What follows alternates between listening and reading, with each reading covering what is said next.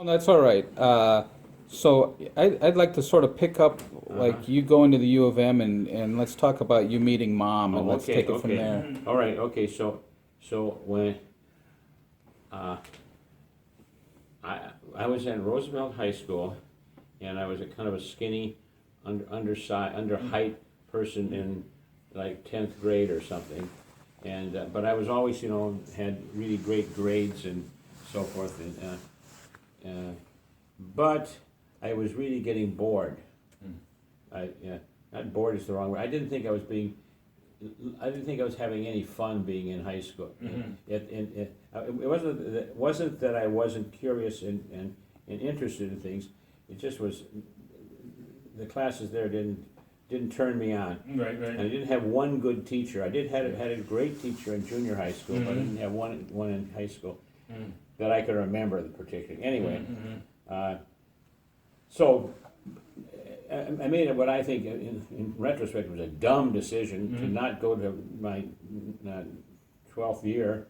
I just took off and went over to the University of Minnesota. I knew my way around the U of M because my mother had worked there forever.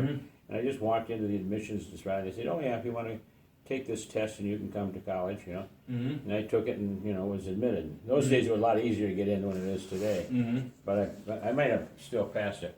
Anyway, so I went into pre-medicine, and which was another mistake. Not that medicine is wrong, but I really, really didn't have the fundamental basis in chemistry.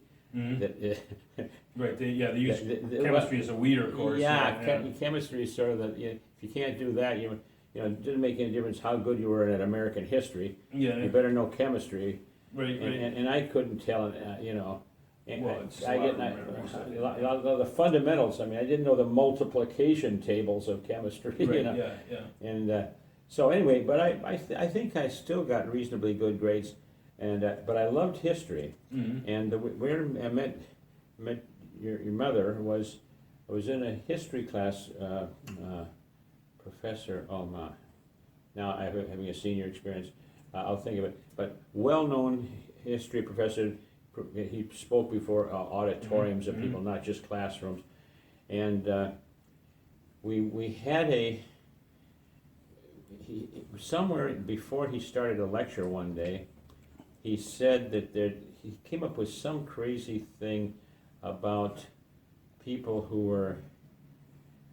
were cheating on their class tests or something, and there was some big long thing about if you did this and you did that, you might get a better grade than someone else that you didn't deserve. Or anyway, whatever the thing was, I raised my hand and stood up and said in about 3 sentences something like, "Well, this would only be one or two people in the class that ever did this, and if they did, they had to do something else to make it worthwhile. So it sounds to me like we don't have much to worry about." And I got a round of applause from the class. Right, okay.